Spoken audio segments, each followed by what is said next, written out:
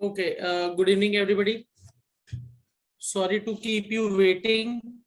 Actually, रितंजय ने ही join किया था. आप में से काफी सारे बच्चों ने लेट ज्वाइन किया है.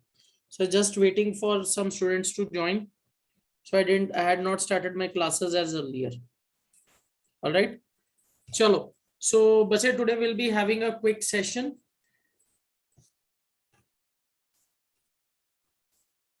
बच्चे, in the previous class we had discussed the concept of atomicity. हमने एटॉमिसिटी का कॉन्सेप्ट जो था वो डिस्कस किया था अपनी पिछली क्लास में. Alright, so I just take it further today. उसके बाद हम आयंस की बात करेंगे, a bit about how chemical formulas are written, and then we proceed to calculating molecular mass. Alright, so these are the topics that will be picking up today. So बच्चे, atomicity as we defined in the previous class, atomicity refers to number of molecules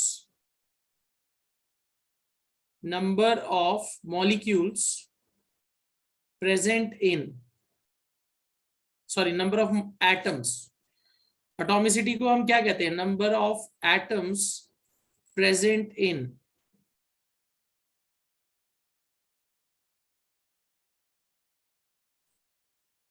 molecule, number of atoms present in molecule, उसको हम क्या कहते हैं? Atomicity. तो बच्चे, I am going to give you some examples. Let's see how will you calculate atomicity. बच्चे, let's say we have calcium sulphate. Alright बच्चे, क्या आप इसकी एटॉमिसिटी बता सकते हो मुझे? Calcium sulphate, what is its atomicity? Chat box में आप आंसर लिख सकते हो. All right, I'm getting answer from Ritanjay. He's saying it is 6. बचे कैल्शियम 1, सल्फर 1, ऑक्सीजन 4. तो बचे इसकी एटॉमिसिटी क्या हो गई? 6. Very good. ऑल राइट, अब इसकी एटॉमिसिटी बताइए. Ammonium phosphate. चलो, अमोनियम फॉस्फेट, इसकी एटॉमिसिटी बताइए.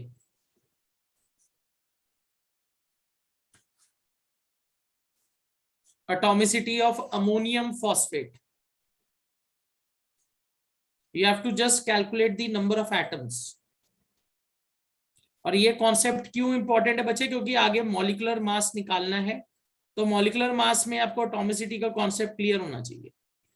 तो बच्चे, ऑक्सीजन 4, फॉस्फोरस 1, तो 4 + 1 5, दिस इज 5.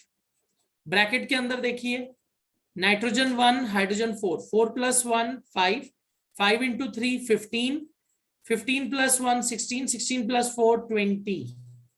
ऑल राइट, तो रितंजय इज एब्सोल्युटली राइट. सिर्फ रितंजय ही आंसर कर रहा है. 20 एटम्स. ओके, चलो एक और करके देखिए. Let's say you have Na2CO3 dot 10H2O. इसकी एटॉमिसिटी क्या लेंगे? It is washing soda, sodium carbonate decahydrate. इसकी एटॉमिसिटी हम क्या लिखेंगे?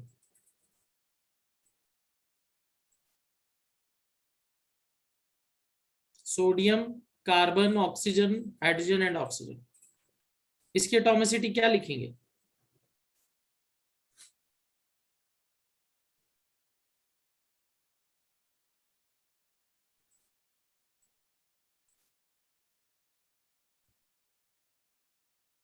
ओके, रितंजय बोल रहा है 27. 27 बच्चे, हाउ इट्स 27?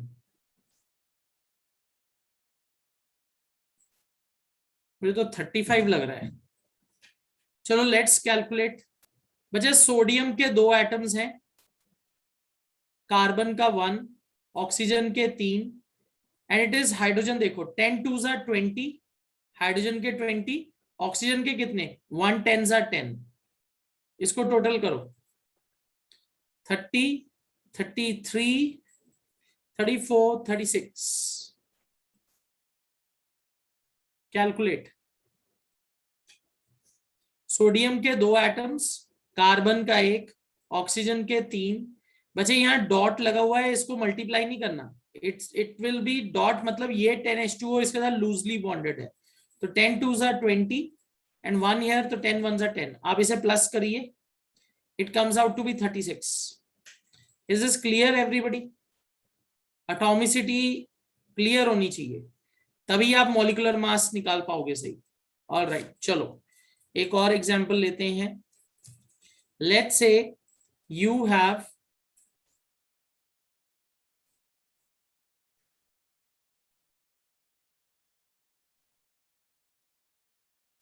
CH3COONA। ऑलराइट, इसकी एटॉमिसिटी बताइए।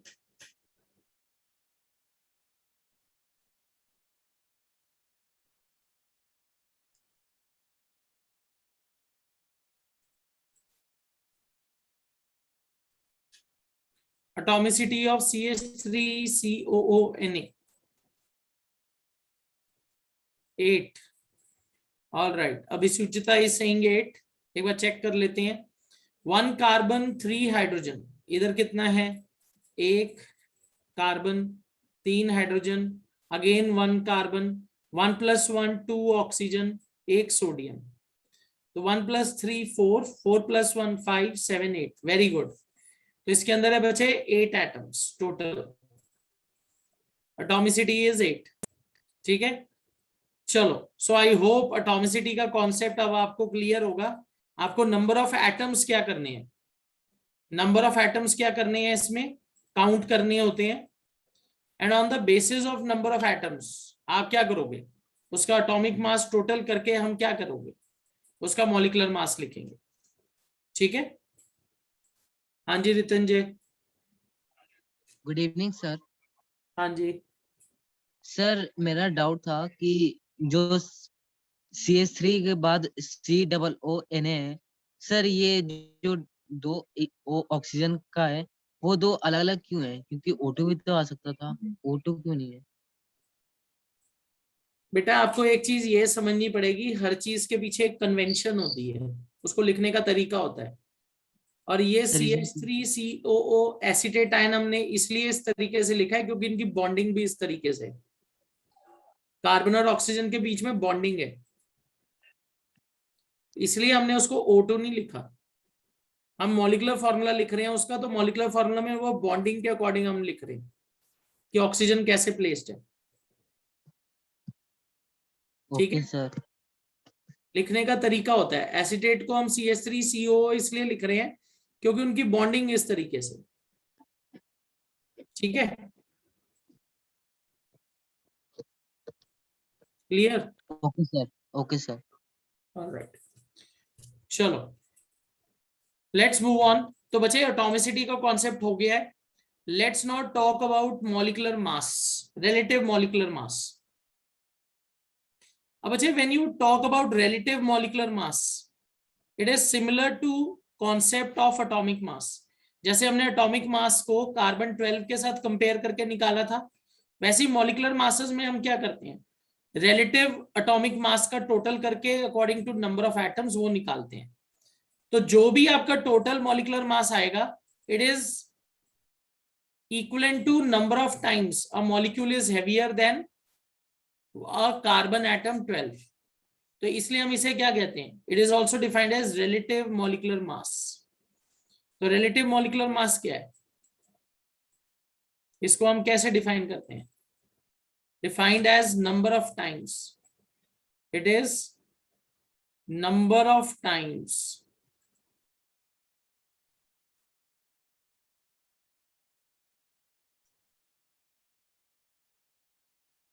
number of times a molecule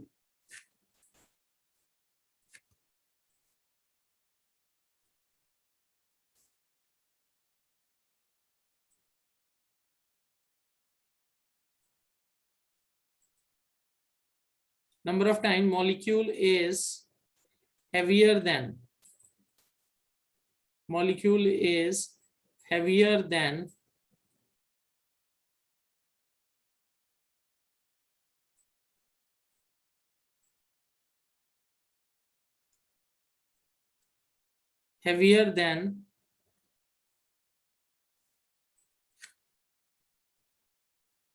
carbon 12 atom.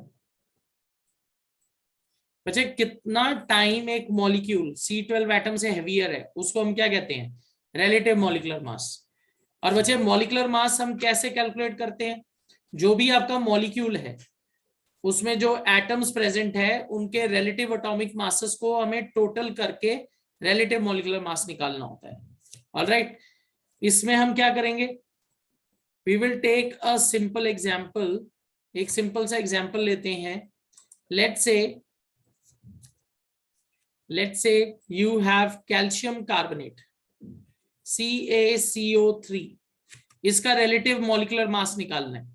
तो बच्चे कैल्शियम का एटॉमिक मास है आपके पास 40U,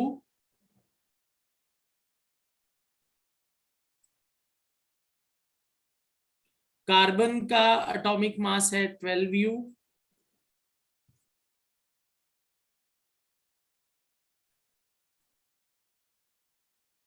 और ऑक्सीजन का एटॉमिक मास है 16U। तो बच्चे अकॉर्डिंग टू एटॉमिसिटी हम नंबर ऑफ एटम्स के जो एटॉमिक मासेस है उसको टोटल कर लेंगे। तो बच्चे कैल्शियम इज 40U प्लस एक कार्बन है 12U, ऑक्सीजन 3 है तो 3 × 16U। आप इसका टोटल करोगे तो it comes out to be 100U। Alright, तो बच्चे this is the relative molecular mass, this is the relative molecular mass of calcium carbonate. चलो I will give you another example, अब आप मुझे करके बताएंगे। Let's say you have ammonium sulphate, okay, nitrogen है बच्चे 14U, सल्फर इज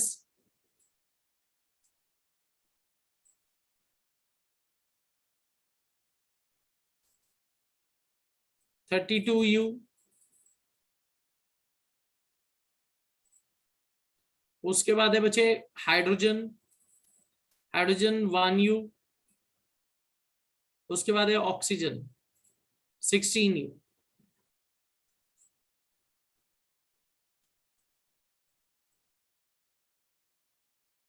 ऑलराइट बच्चे calculate करके बताइए इसका मास कितना होगा।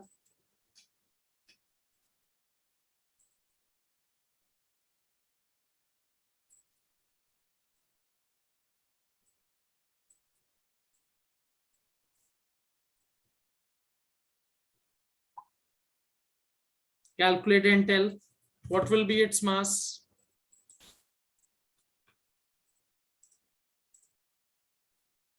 Okay, 132U।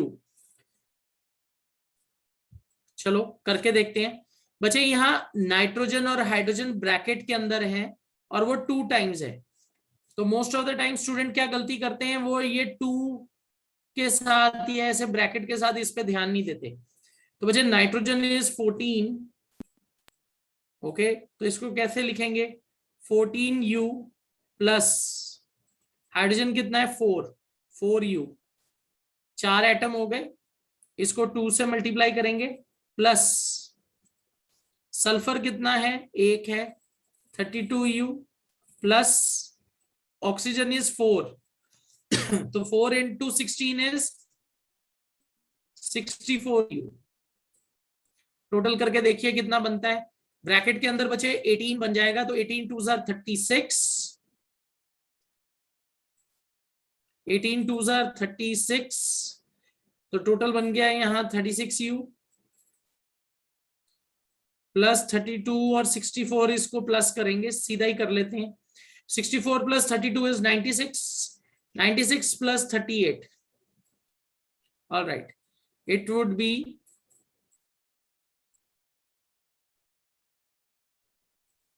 96 प्लस 38 कितना होगा बच्चे?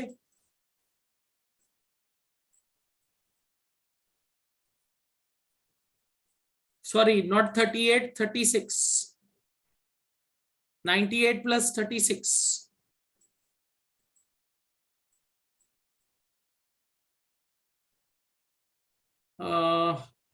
बच्चे, if I am not wrong, it should be 132u कि 134u? कितना आना चाहिए? 96 plus 36, 132u। All right, correct. तो आप में से काफी सारे बच्चों ने ऑलरेडी चैट बॉक्स में आंसर दे दिया था। So it's 132u। All right, चलो लेट्स मूव ऑन, एक और करके देखते हैं। Let's say you have Na2CO3 dot 10H2O। तो मुझे यहां सोडियम का एटॉमिक मास है 23u, कार्बन का है 12u, ऑक्सीजन का है 16u, हाइड्रोजन का तो इजी है बच्चे, याद होना चाहिए 1u।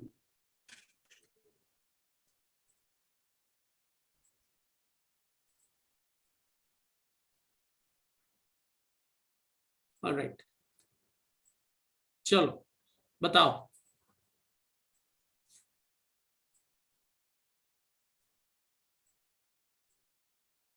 कितना होना चाहिए इसका आंसर?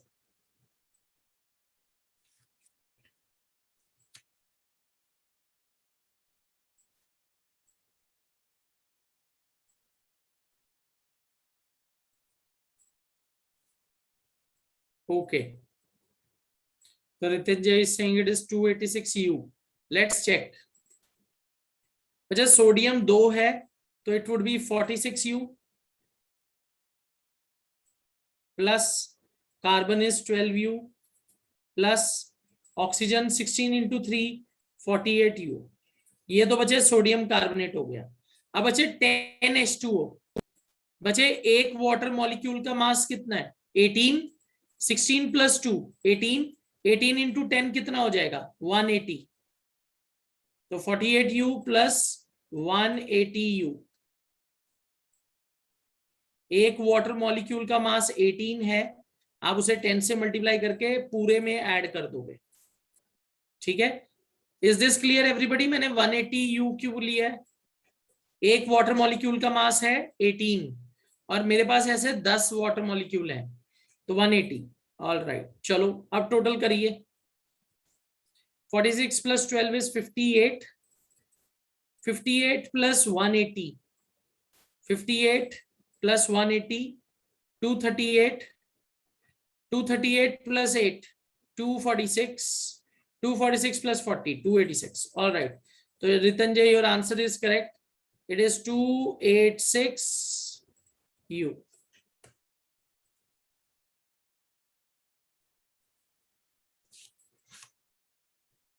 ऑल राइट, चलो।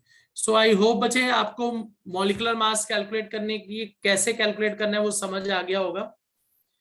आपको रिलेटिव एटॉमिक मास दिया होगा, आपको मॉलिक्यूलर फॉर्मूला के अकॉर्डिंग उसका मॉलिक्यूलर मास कैलकुलेट करना है। ठीक है ना? चलो, तो इससे ज्यादा अब मैं आई थिंक आप खुद करके भी देखोगे तो आपको इजी लगेंगे, इतने मुश्किल नहीं है। चलो let's talk about ions, this is our next concept. अब बच्चे when you talk about ions, ions क्या होते हैं बच्चे? अगर आप एटम की बात करते हो, एटम और molecule, it is neutral. Neutral का मतलब उस पर कोई चार्ज नहीं है। पर बच्चे atoms they have a tendency to lose और गेन इलेक्ट्रॉन्स। एटम्स की क्या टेंडेंसी होती है? टू लूज और gain electrons. Alright, so ions कैसे फॉर्म होते हैं? व्हेन एटम्स लूज और gain electrons, okay, so they are charged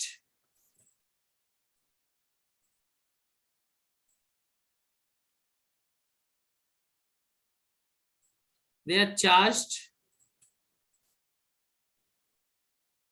radicals कह सकते हो, या आप कह सकते हो they are charged particles. Okay, so they are charged radicals which are formed from atoms, या आप लिख सकते हो which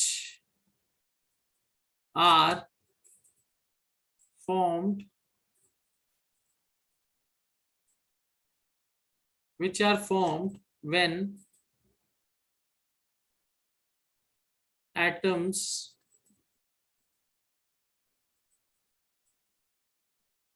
lose or gain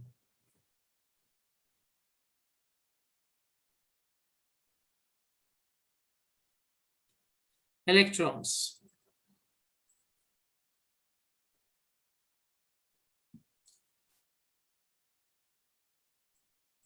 They are charged radicals which are formed when atoms lose or gain electrons. तो बच्चे ions को हम अलग अलग कैटेगरीज में डिवाइड करेंगे. इसमें पहली कैटेगरी आएगी बच्चे cations.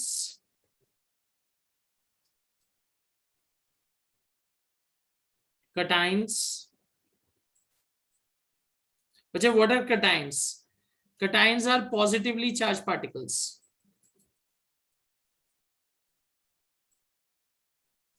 Cations are positively charged. They are positively charged ions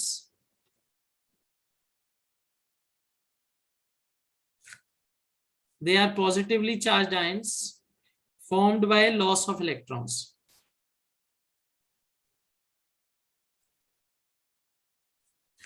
They are positively charged ions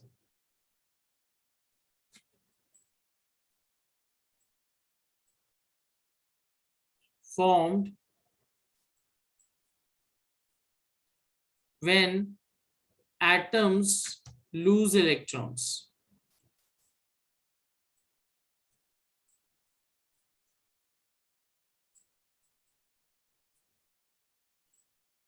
alright, तो जब भी बच्चे कोई एटम इलेक्ट्रॉन लूज करता है तो उस पर पॉजिटिव चार्ज डेवलप होता है. अब इसके पीछे रीजन क्या है बच्चे? अगर आप एटम को देखते हो तो atom is neutral because number of electrons is always equal to number of protons. किसी भी एटम में नंबर ऑफ प्रोटॉन्स और नंबर ऑफ इलेक्ट्रॉन्स क्या होते हैं? इक्वल. पर बच्चे एटम की according to number of electrons tendency होती है या तो वो इलेक्ट्रॉन लूज करता है या गेन करता है. अगर लूज करेगा तो वो क्या फॉर्म करेगा? Positively charge ion which is called a cation. Okay, उसके बाद है बच्चे next anions.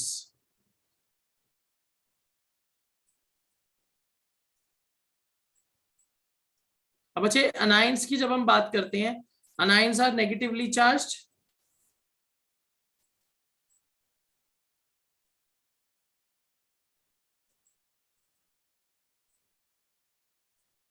Anions are negatively charged.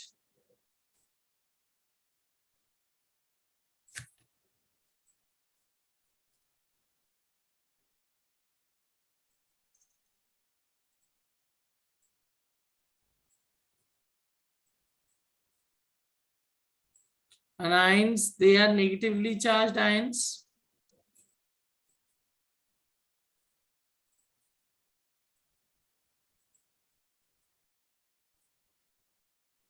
Anions क्या है बच्चे? Anions are negatively charged ions और ये कब फॉर्म होते हैं? When atoms gain electron. When atoms gain electrons.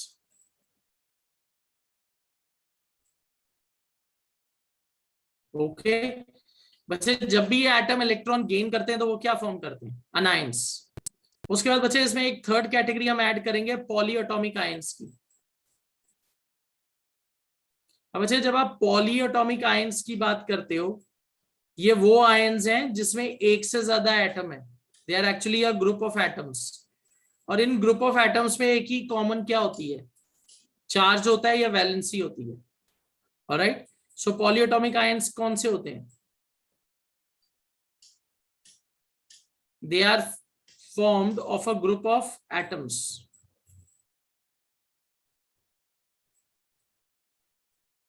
They are formed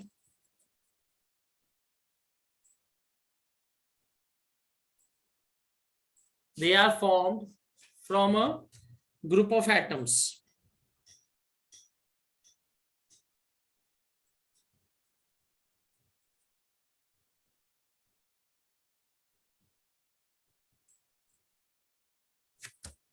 Having a common charge.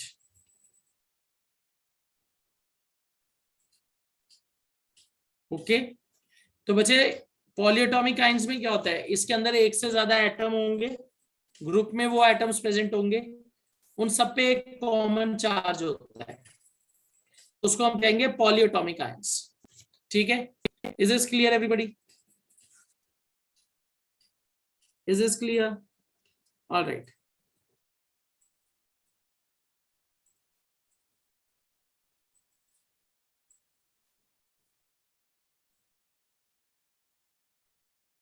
Okay.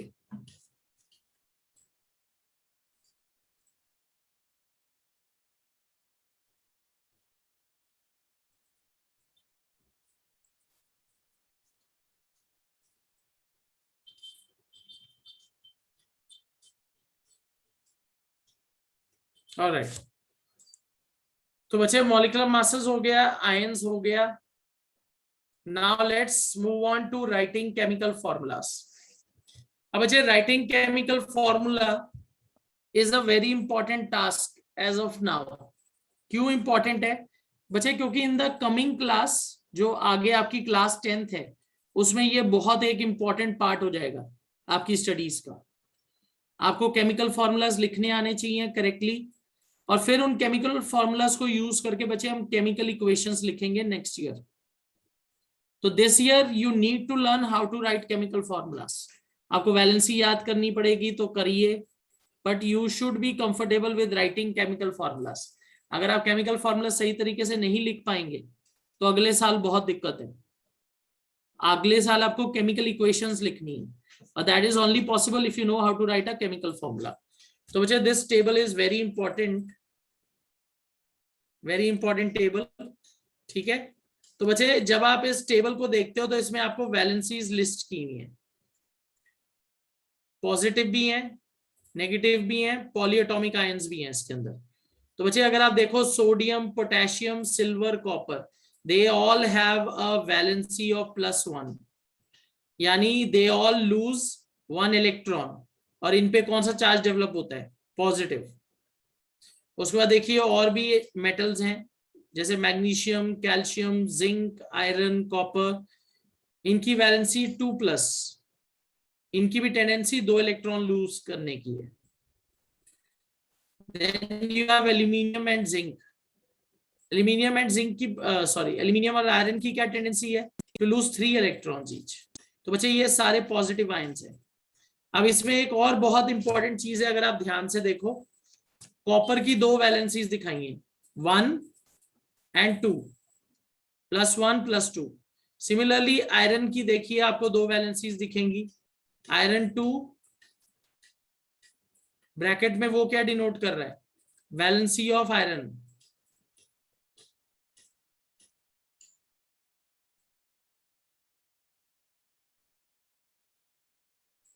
अब अच्छे सिमिलरली अगर आप कॉपर की देखो, कॉपर 1, कॉपर 2, आयरन देखो, आयरन ऊपर आपको 2 दिया हुआ है, इधर नीचे 3 दिया हुआ है.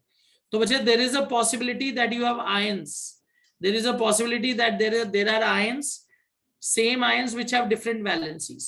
ओके, चलो सिमिलरली बच्चे अगर आप यहां ध्यान से देखोगे, हाइड्रोजन उसकी नेगेटिव वैलेंसी भी होती है. तो hydrogen is very unique, it can have positive valency as well as negative valency depending on the situation. Okay, उसके बाद देखिए chloride Cl-, bromide Br-, iodide I-, ये सारे बचे -1 है जिनकी valency, they have tendency to gain 1 electron. Oxide की देखो 2-, सल्फाइड की देखो 2-, नाइट्राइड की देखो 3-. ऑलराइट, तो बच्चे ये अलग अलग वैलेंसीज है. इस साइड अगर आप ध्यान से देखेंगे, यहाँ पॉलीएटॉमिक आयंस हैं, पॉलीएटॉमिक आयंस क्या होते हैं बच्चे, हमने अभी डिस्कस किया था, they are made up of 2 और more atoms with a common charge, तो उनको हम क्या कहते हैं बच्चे, पॉलीएटॉमिक। तो इसमें बच्चे ध्यान से देखिए, इसमें क्या है, ammonium, hydroxide, nitrate, hydrogen carbonate, sulphide, sulphate, phosphate. चलो बच्चे let's do one thing, let's try to write chemical formulas. Chemical formulas हम कैसे लिखते हैं, chemical formulas are written by criss cross method. अगर बच्चे आपको केमिकल फॉर्मूला लिखना है, लेट्स से सोडियम क्लोराइड,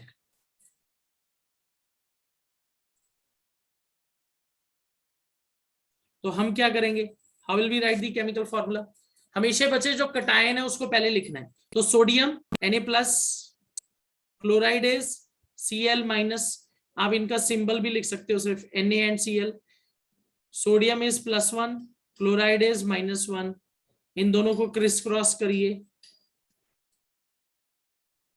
तो बच्चे -1 +1 दोनों सेम नंबर्स हैं, तो दोनों कट जाएंगे and they will combine together to form NaCl। ये सोडियम क्लोराइड का केमिकल फॉर्मूला है, ऑलराइट, NaCl, ये फॉर्मूला बनेगा। This is how we write the chemical formula, criss cross. Okay, चलो अब आप लिख के देखिए, कैल्शियम, कैल्शियम सल्फेट, खुद टेबल से ढूंढिए ये आयंस और फॉर्मूला लिखिए, कैल्शियम सल्फेट,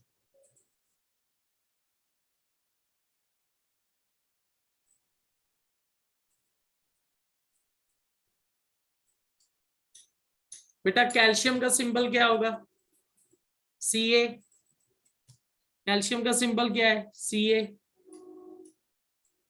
सल्फेट को कैसे लिखते हैं, SO4, calcium is +2, sulphate is -2, criss cross करेंगे तो बच्चे +2 -2 दोनों इक्वल है, कैंसिल हो जाएगा, CaSO4। Okay, this is how we write chemical formulas. चलो I will give you some more examples. Let's say आपके पास बच्चे एक कंपाउंड है,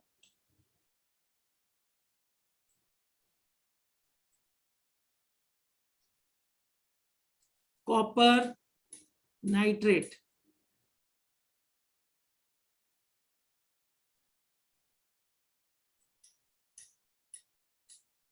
अब बच्चे यहां क्या प्रॉब्लम है, कॉपर की 2 वैलेंसी है, कॉपर हैज 2 वैलेंसीज।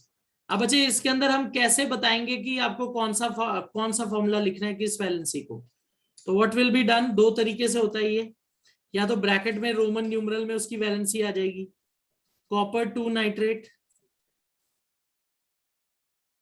या दूसरा तरीका क्या है बच्चे, कॉपर की जो 2 वैलेंसी है इट इज ग्रेटर, ज्यादा कंपाउंड्स कॉपर 2 के बने होते हैं, तो हम इसको कैसे लिखेंगे, क्यूप्रिक,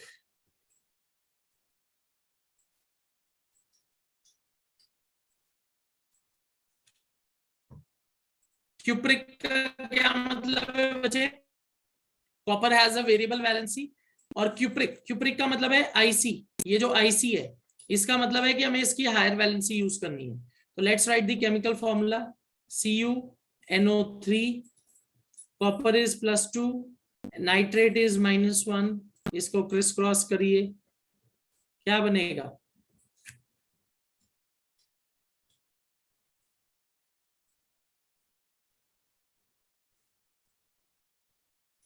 Cu, और बच्चे नाइट्रेट में ऑक्सीजन के साथ नीचे 3 है, तो इस नाइट्रेट को पूरा ब्रैकेट में रखेंगे, NO3 twice, it will form cupric nitrate और कॉपर 2 नाइट्रेट। Is this clear everybody,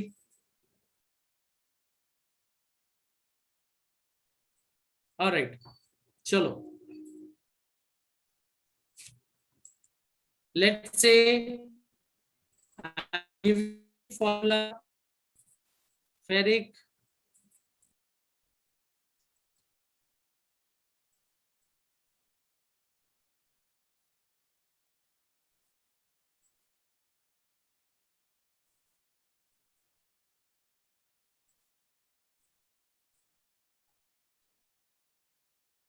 okay, Let's write the formula of ferric sulfate.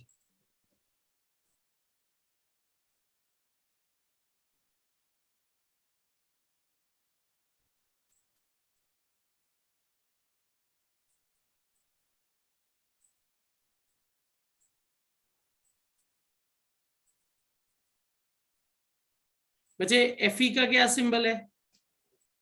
Fe is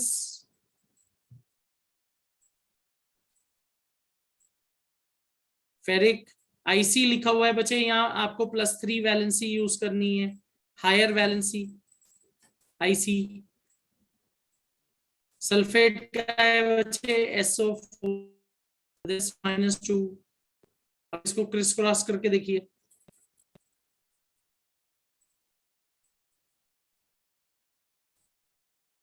तो बच्चे 2 Fe की साइड चला जाएगा, 3 इधर आएगा, it will be Fe2SO4 thrice.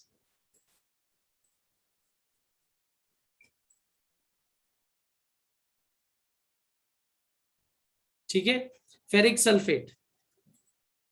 अच्छा, जिस भी कंपाउंड के फॉर्मूला में एटम्स के नीचे भी नंबर है, जैसे सल्फेट में O4 के साथ O के साथ 4 लगा है और आपने एक और नंबर उसके साथ जोड़ना है, तो उसे हमेशा ब्रैकेट में रख के करेंगे। क्लियर? सबको समझ आ गया? ये वैलेंसीज के साथ फॉर्मूला लिख लोगे, आपको बच्चे वैलेंसी याद होनी चाहिए। इसमें बस एक एक्सेप्शन है बच्चे, अभी तक हमने कटायन को आगे लिखा है, पर जब आप एसिटेट के कंपाउंड्स लिखो तो उसमें अनायन को आगे रखते हैं। जैसे अगर मान लो मैं आपको बोलता हूं right the chemical formula of magnesium acetate,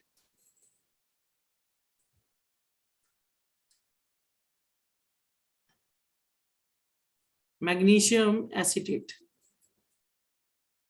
तो बच्चे एसिटेट का फॉर्मूला होता है CH3COO, मैग्नीशियम तो सबको ही पता है Mg।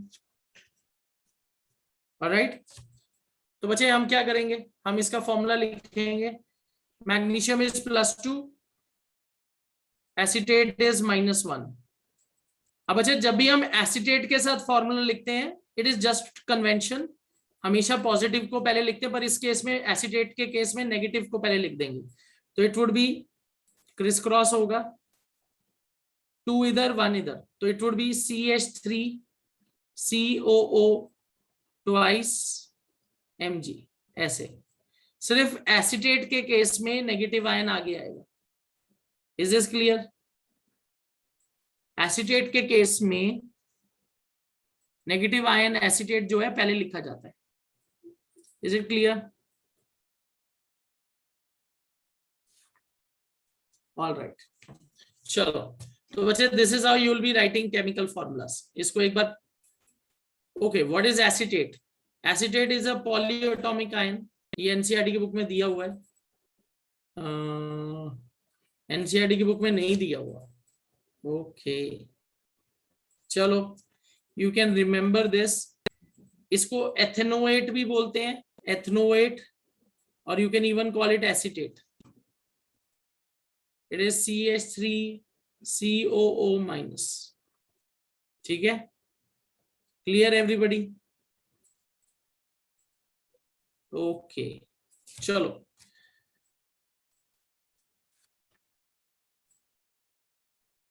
हाँ जी, अभी Suchita. Good evening sir. Good evening बेटा। सर मेरा डाउट था कि सर आपने बताया था कि जैसे सर फेरिक होता है, जैसे उसमें सर आईसी से उससे हम जान सकते हैं कि सर जो उसका सबसे ज्यादा वैलेंसी से उसको लेते हैं। सर अगर उससे कम वैलेंसी को लेना हो तो सर, जैसे आयरन का सर 2 वैलेंसी भी होता है, तो उसको लेना हो तो सर 3 की जगह तो कैसे? ऑल राइट, देखो, let's say you have a chemical compound like this FeSO4, ठीक है ना। अब इसका नाम क्या लिखेंगे? अगर मैं इसका केमिकल फॉर्मूला के हिसाब से देखूं तो सल्फेट की वैलेंसी -2 होती है, तो दैट मींस यहाँ आयरन की वैलेंसी क्या है? +2, छोटी वैलेंसी है। तो आप इसे दो तरीके से लिख सकते हो, you can either right it in this way, iron 2 sulphate, bracket में रोमन न्यूमरल से इसकी वैलेंसी आ जाएगी, या क्योंकि इसमें लोअर वैलेंसी यूज हुई है, you will write it as ferrous, OUS, ferrous sulphate. ठीक है, is it clear? Okay sir. Sir मेरा एक और डाउट था कि सर यहाँ पे सर जो हम हमारी एनसीईआरटी की बुक में सर जो हमें चार्ट दे रखा है आयंस और उनके वैलेंसी के, सर उसके अलावा भी सर आयंस होता है, तो सर उसमें से क्वेश्चंस नहीं आते? अब बच्चे देखो, ये तो एकदम बेसिक है ना, कि इतना तो आपको पता होना चाहिए। This is basic, alright. Majority of these will be used in class 10th। Class 10th में भी मेजॉरिटी यही यूज होंगे। आयंस तो बहुत सारे हैं, पर मेजॉरिटी इन्हीं से कॉमनली आपको क्वेश्चन पूछे जाएंगे। क्लास 10th तक हम मतलब बेसिक इन्हीं एलिमेंट्स के साथ डील करके इन्हीं के साथ फॉर्मूला लिखते हैं। जैसे सोडियम कार्बोनेट लिख दिया, सोडियम बाइकार्बोनेट लिख दिया, कैल्शियम फॉस्फेट लिख दिया, कैल्शियम सल्फेट लिख दिया। तो कॉमनली बच्चे यही कंपाउंड्स बनते हैं, इसलिए यही टेबल दिया हुआ है। हायर क्लास में जाओगे तो आयंस बहुत ज्यादा बढ़ जाते हैं। Okay sir. ठीक है, okay sir, thank you sir. Alright, okay बच्चे, चलो। तो बच्चे एक लास्ट कॉन्सेप्ट आज हम पिक करेंगे, that is formula unit mass. अब बच्चे when you talk about formula unit mass, this concept is applied to ionic compounds. Formula unit mass है ये मॉलिक्यूलर मास की तरह ही, पर ये टर्म हम बच्चे क्यों इंट्रोड्यूस करते हैं? This term is used to calculate molecular mass of ionic compounds. This denotes mass of a formula unit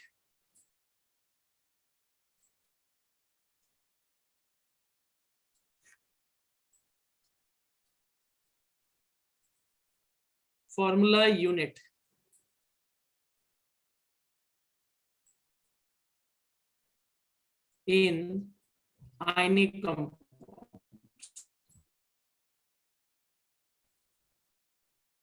alright, किसी भी आयनिक कंपाउंड में जो फॉर्मूला यूनिट का मास बनेगा उसको हम क्या कहेंगे? Formula unit mass. अब अजय मैंने आयनिक कंपाउंड इसलिए लिखा है कि अगर आप आयनिक कंपाउंड्स का क्रिस्टल स्ट्रक्चर देखोगे तो उसके अंदर क्या होता है, एक आयन के चारों तरफ बहुत सारे आयन्स होते हैं, पर बच्चे हम उनका ऐसे आप क्या कह सकते हो टोटल मास नहीं निकालते, क्योंकि वो गलत हो जाएगा। तो हम क्या करते हैं, फॉर्मूला के अकॉर्डिंग जो उनका यूनिट मास बनता है उसको निकालते हैं। है कुछ नहीं, ये मॉलिक्यूलर मास ही है, बस इसमें आयनिक कंपाउंड्स का हम फॉर्मूला यूनिट के हिसाब से निकालते हैं मास। जैसे बच्चे अगर मैं एग्जांपल लूं, sodium chloride, it is a ionic compound. Formula के बेसिस पे मैं इसका मॉलिक्यूलर मास निकाल रहा हूं। I am not looking at it structure कि ये अरेंज्ड कैसे है। जैसे अगर मैं सोडियम का देखूं तो सोडियम के चारों तरफ क्लोरीन आयंस अरेंज्ड होते हैं। अगर मैं इस हिसाब से देखूं तो एक सोडियम के चारों तरफ 4 क्लोरीन है, तो मैं सोडियम NaCl थोड़ी लिखता, मैं तो फॉर्मूला लिखता हूं। फॉर्मूला क्या है? NaCl। तो बच्चे मैं स्ट्रक्चर के हिसाब से मॉलिक्यूलर मास नहीं निकालूंगा, I will use the formula unit, and formula unit क्या है? NaCl। So this is how you will calculate molecular mass for a ionic compound. हम उसके एक पर्टिकुलर फॉर्मूला यूनिट को देखेंगे और उसका मास निकालेंगे। ठीक है, इज इट क्लियर? ये चीज सबको समझ आ गई? हाँ जी सर मेरा एक और डाउट था सर, जो आपने बताया था फेरस जो हमने लिखा सर, उसमें सर जो OUS है सर उससे डिनोट होता है कि सर वो मिनिमम है सर वैलेंसी? बेटा, जो सफिक्स होता है ना OUS, OUS क्या डिनोट कर रहा है कि आपको लोअर वैलेंसी यूज करनी है। ठीक है, तो सर ये डिनोट ये कर रहा है कि सर जिसकी वैल्यू सर 2 है उसको करना है, या फिर सर जो मिनिमम है मतलब सर जो सबसे कम बेटा है जो सर? उस एलिमेंट की लोअर वैलेंसी है। सर मतलब सबसे लोएस्ट है? हाँ जी बेटा, ओके सर। जैसे देखो एग्जांपल में आपको टिन, टिन की 2 वैलेंसीज होती हैं, +2 +4। तो अगर मैं ऐसे लिखता हूं स्टेनस क्लोराइड,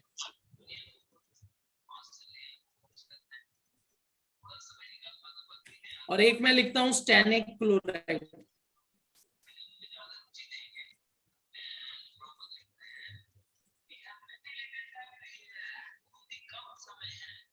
ओके, तो स्टेनस इज टिन, तो इसका SnCl। OUS लिखा है तो यहाँ इसकी लोअर वैलेंसी है +2, Cl की -1, तो ये फॉर्मूला बन गया SnCl2। स्टैनिक मतलब आईसी, मुझे इसकी हायर वैलेंसी यूज करनी है, तो इसकी वजह जो हायर वैलेंसी है क्या है, +4, तो Cl -1 SnCl4। Is it clear? Yes sir. OUS का मतलब है आपको लोअर वैलेंसी यूज करनी है, इसका ये मतलब नहीं कि 2 वैलेंसी यूज करनी है। जैसे क्यूप्रिक है, क्यूप्रिक में हायर वैलेंसी क्या है, +2, क्यूप्रस लोअर वैलेंसी क्या है, +1। OUS लग गया मतलब लोअर वैलेंसी, IC लग गया मतलब हायर वैलेंसी। अब क्लियर है? Yes sir. अगर आप इसको सिंपल लिखोगे तो इसको हम लिख सकते हैं टिन 2 क्लोराइड, और इसको लिखेंगे टिन 4 क्लोराइड। ठीक है बच्चे? Yes sir. Alright, yes. चलो ऑलराइट। तो बच्चे यहाँ आपको वेरिएबल वैलेंसी का जो कॉन्सेप्ट है उसमें ये फंडा याद रखना पड़ेगा कि आईसी या OUS या रोमन न्यूमरल के साथ आप डिनोट कर सकते हो। आपके टेबल में देखो, एनसीईआरटी की बुक में भी यही शो किया हुआ है। लोअर वैलेंसी को 1, हायर वैलेंसी है 2, तो ऐसी आयरन में 2 लोअर वैलेंसी, आयरन की हायर वैलेंसी 3। ये एक तरीका हो सकता है, दूसरा तरीका ये है OUS IC। ठीक है बच्चे?